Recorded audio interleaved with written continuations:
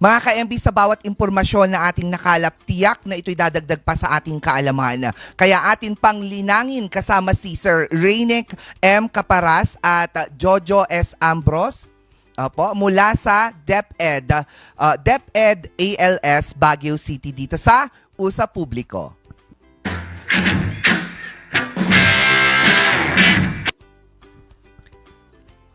Ayan na nga mga ka-MB, kasama ko na si Ma'am Reynick at si Sir Jojo mula sa Department of Education. And today ay pag-uusapan natin ang ALS or Alternative Learning System. Ayan, good morning po sa inyong dalawa. How are you po? Good morning po, sir. So, masaya po kami kasi pinaunlakan po ninyo ang aming request na makasali po sa RNG po na to. So, thank you so much po, sir. Wala pong anuman. Everyone is very open, especially sa mga usapang pampubliko. Kaya tayo, usap publiko. Oh, gets yun! Galing! Pero outfit check po tayo, Sir Jojo. Yes po, sir. Ma'am.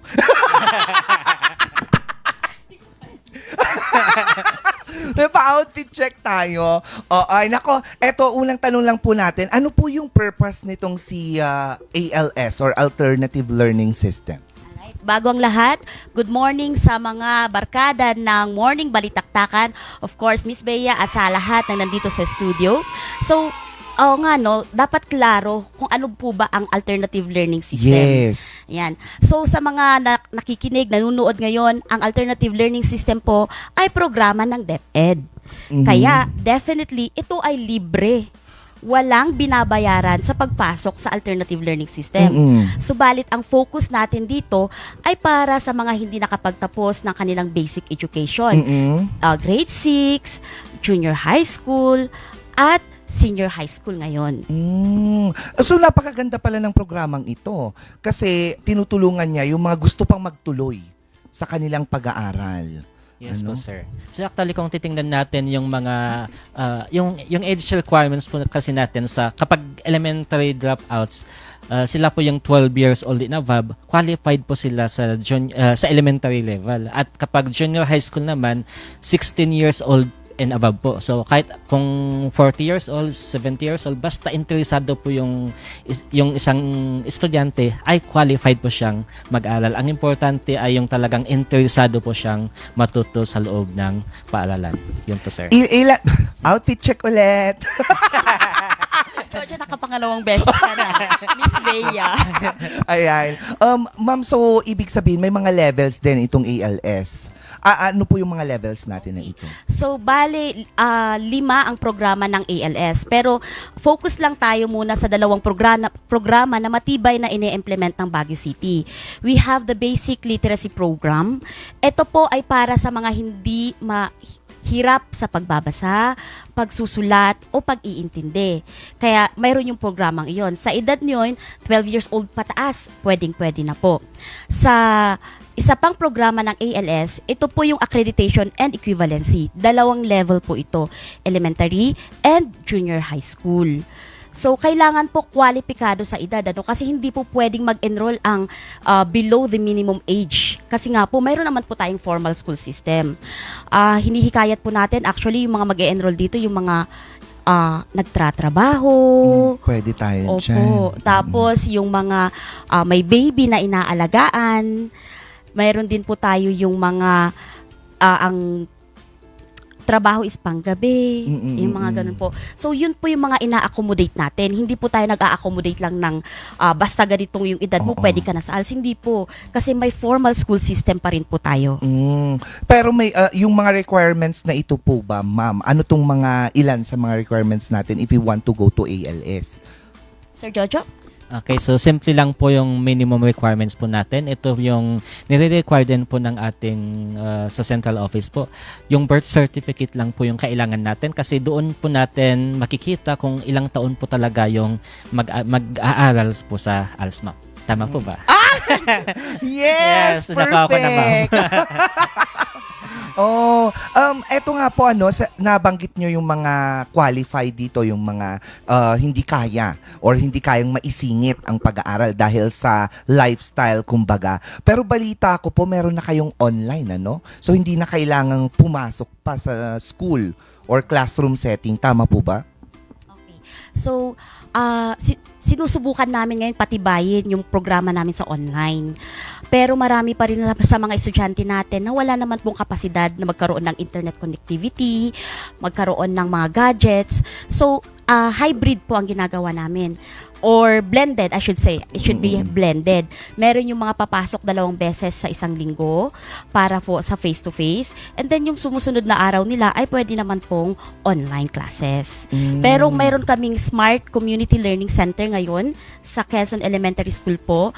Ito po ay pure online, pero mayroon pa rin kami isisingit-singit na isang araw na face-to-face kasi importante pa rin ang personal connection ni teacher sa mga estudyante natin. Kasi I think, very important talaga na may connection at syempre may interaction between the student and the teacher. Kasi hindi lang naman lahat, kailangan basa-basahin mo. Ngayon nga, ma'am, di ba, kahit may mga Google na ganyan, mali-mali pa rin. Tapos copy-paste pa. Diba? So mas maganda pa rin na nakikita ng teacher kung ano yung activities din na ginagawa ng estudyante, no? May plano paano po tayo nagre-reach out naman dito sa mga medyo malalayo or remote areas for ALS? Okay, so ang simple lang po yung ginagawa po natin diyan, yung sa ALS Baguio, kinakandak po natin yung literacy mapping. Dito po sa literacy mapping, mga ALS teachers na po yung pumupunta sa mga barangay para maghakot or maghalugilap ng mga learners na ayaw pumunta na sa school. At kapag madami sila sa isang barangay, nire-request po natin sa barangay officials kung gusto po nilang mag-open sa barangay po na yan.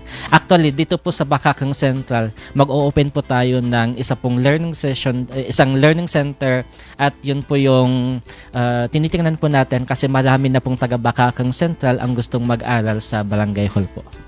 Yun yung maganda, kasi nakakatuwa ang DepEd dahil talagang ginagawa nila ang makakaya para lang makapag-aral ang ilan sa mga kababayan natin na yun nga, nawalan na rin ng pag-asa. No, kasi syempre sabi nila, hanggang dito na lang ako kasi yun din naman yung tinatatak ng iba. Oo, hindi naman natin maiwasan yon na kahit na may pangarap yung bata, paminsan-minsan kung sino pa yung kasama niya sa tahanan, sila pa yung nagsasabing wag na. Kasi sayang sa pera. At ang kagandahan dito sa ALS, libre ito. Exactly, libre po. Take note ha, libre ito mga ka-MB. Pero meron din po ba itong ALS na difference dito sa acceleration test? Ito po siguro yung Philippine Educational Placement Test. Okay, so ang ALS po, kinakailangan nating sumali sa programa or magpatala sa programa kung saan papasok siya ng isang buong school year. Kung kaya na ng isang bata na makapag-exam, pwede na po siyang i-recommend ng teacher para mag-portfolio at mag-exam. Ang Philippine Educational Placement Test naman po, ito po yung hindi na sila papasok sa school. Pwedeng nasa formal school na sila. Actually, halimbawa, yung isang bata is 14 years old. Ang grade level niya dapat is nasa second year na, no? Pero nasa elementary pa rin siya. So, while nasa formal school system siya, pwede siyang mag-PEPT. At based doon sa halimbawa, nakapag-exam siya, based doon po sa labas na resulta ng kanyang examinasyon, yun po yung pupuntahan niyang level. For example, sabi natin dapat grade 8, no? Grade 8 siya, Miss Bea. Tapos, doon sa PEPT niya, lumabas na pwede siya sa ang kaya lang muna niya ay pahanggang grade 7. So, yung placement, kaya placement ang tinatawag. Kasi ma-place siya kung saan yung resulta ng examination niya. Yes. Ganun po siya. Oo. Unlike sa ALS na kapag graduate ka ng elementary, pwede ka na mag-enroll sa junior high school. Sa junior high school naman po, pag graduate ka or completer ka, I should say, pwede ka na mag-enroll sa senior high school, either formal or ALS ulit. So marami palang mga paraan para maabot ang pangarap ng bawat kabataan na nais makapagtapos ng kanilang pag-aaral. At hindi lang ito para sa mga kabataan, kasi syempre meron din yung mga pinaglipasan na kung tutuusin. Pero ang sabi nga nila mga ka-MB, ang pag-aaral hindi naman yan para lang sa mga bata or sa mga kabataan. Dahil kahit anong edad ka, kung may pangarap ka makapagtapos, mangyayari at mangyayari yon. Ma'am, ano naman po, may mga class schedules po ba tayo for ALS or literal na kung available lang yung mag-aaral hanggang dun lang? Hinihikayat namin yung mga mag-aaral na intindihin ito, no? Kailangan natin ng class schedule. Lalong-lalo na junior high school level ito. In the end, pupunta sila sa senior high school. Sa senior high school, ang system doon, kailangan din sundin natin.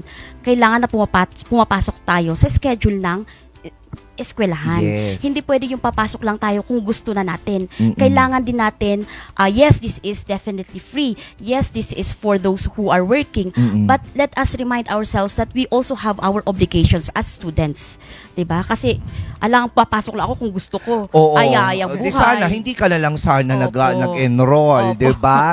Opo, Oo. kailangan talaga din ng discipline sa sarili. Sa true. Kasi ang disiplina, sabi nga nila, nag-uumpisa sa bahay, susunod niya yung pangalawang tahanan, which is ang ating paaralan. Yes, Kasi Miss Bea. pag ikaw naman ay napunta naman na sa corporate world, may schedule. Alam nga naman na Definitely. sasabihin mo, hindi ako papasok ngayon kasi I don't feel like it. Exactly. Diba? Miss. So dito pa lang kahit na nasa formal setting ka man ng school, ALS or whatnot, they are already teaching us the discipline to follow yung mga scheduled times. Ayan. Tanong ko lang po sir kamusta naman na po yung mga estudyante natin na nakapagtapos ng ALS? Okay, actually sir, kung titingnan po natin based on the record, karamihan sa mga learners po natin, andun na po sila, yung mga junior high school passers na completers natin, nasa senior high school na sila. At most, at yung mga ibang nakapagtapos na din ng college, mostly nagtatrabaho na sila. Actually, yung isa kong estudyante, nasa ibang bansa na siya, nagtatrabaho na siya. After passing the ELS exam, diretso na po siya kaagad sa abroad at andun na po siya nagtatrabaho. So, Wow naman, kilala ka pa po niya. Chos. oo naman po sir, nagla-like po naman sa mga post natin. Yes, totoo yan. Yun yung nakakatuwa, ano yung fulfillment, ano po yung sa inyo, para sa inyo, ano yung pakiramdam na meron tayong na pagtatapos because of ALS? Parang stage mom. Very proud Oo. and loud, of Oo. course. Kasi syempre, dati-rati makikita mo lang ang mga to sa barangay, pakalat-kalat, sa bilyaran, sa computer shop, nandun lang sila. Pero ngayon, tignan mo po sila, tinutupad na nila yung mga pangarap nila. Hindi lang para sa sarili, and of course, pati na rin po sa kanilang pamilya. Yun yung nakakataba ng puso, po, if you are in this industry ng pagtuturo, nakakaiyak. Naisipin, parang you are a part of who they are now after yung learnings nila from us. Diba? From us? Oh my God. Oo. Kayo, sir, may additional message po ba tayo? So gusto ko lang po i-share na dito po sa ating sa syudad po ng Baguio, meron po tayong ALS po sa BGMP. Kaya kung titingnan po natin, kahit nakakulong po yung isang tao, habang nagbabago po siya doon, tinutulungan po natin sila para matapos po nila ang kanilang pag-aaral. So gusto ko pong pasalamatan yung mga partners natin sa BGMP kasi lagi po silang sumusuporta po sa programa po ng ALS. Wow, ang ganda naman nun. Pati BJMP, Yes so, po, sir. we're really reaching out to everyone who deserves education. Oo. Any message, ma'am, additional message po natin sa mga viewers? Kung mayroon po tayong mga kamag-anak na gusto pang magpatuloy sa pag-aaral, basta na-meet po natin yung minimum age requirement, pwede po kayong mag-enroll sa ALS. Marami pong paraan para makapagtapos ng pag-aaral at isa po dito ang ALS. Meron po tayo, pwede Miss Bea, pwede nating sabihin yung mga centers natin? Yes po, go ma'am. Okay. Go ahead. Pwede po kayong mag-enroll sa pinakamalapit na learning center sa inyong barangay. Meron po tayo dito sa Manuel L. Quezon Elementary School. Meron din po tayo dito sa Lukban Elementary School, Bonifacio Elementary School, Doña Aurora Elementary School, Pinsao Elementary School, San Carlos Elementary School, Elpidio Quirino Elementary School, Don Togan Elementary School. We have actually 8. Meron kaming isa, Baguio Central Elementary School. However, currently nasa renovation stage pa po siya, kaya ang kinikater namin doon ay yung kayang makapag-online class. Okay, yung mga hindi kaya makapag-online class, baba po sila sa pinakamalapit na learning center na mga nabanggit po. Ay, ang galing. Oh, may Facebook po ba tayo, ma'am? Yes po. I-follow nyo po kami sa aming official Facebook page, DepEd Tayo, ALS Baguio City. And any contact number po? Okay, so gusto kong ibigay po yung contact number ko. 0946-244-6901. Kung naghahanap po kayo ng TextMate, ay hindi po ako available. Pero kung gusto po ninyong makapag-aral, pwede po ako kayong replyan dyan. Meron pa po ba tayong mga additional numbers na i-contact po? Alright, we also have 0909-253-3924 para po ma-accommodate namin kayo ng mas mabilis and of course, para makapag-enroll na sa ALS. Ayun naman. Maraming salamat po muli sa pagdalo dito sa Morning Balitaktakan. Ang ating mga education program specialist 2 mula sa Alternative Learning System, si Ma'am Reyne Caparas and Sir Jojo. Thank you very much and we're hoping na makausap po ulit namin kayo sa susunod na mga araw na kasama ang isa sa mga napag-graduate Yes, natin. Miss Bea, marami kaming magagandang kwento. Nako, oo, feeling ko nga po eh. Oo, nako, iko-contact po ulit namin kayo. Sigurado yan. At mapapanood po natin yan dito sa Morning Balitaktakan. Ano na nga ba ang mga nangyari sa kanilang mga estudyanteng na pagtapos? Ang mga kwentong inspirasyon ito. Baka may iyak ako. Ha? Oo. Ma'am, baka may gusto po kayong batiin mula sa DepEd po. Ayan. So, binabati po namin ang aming Schools Division Superintendent, Ma'am Soraya Faculo. Sir Jojo? At ang ating butihing Assistant Schools Division Superintendent, Ma'am Carmel F. Meris. And of course, ang mother ng ALS, ang aming boss, Ma'am CID Chief Juliet Sanat. At ang ating SGOD Chief, Sir Nino Tibangay. Lastly, but not the least, ang aming frontliners, ang mga teachers ng ALS. Good morning sa inyo mga kasama. Ayun, thank you very much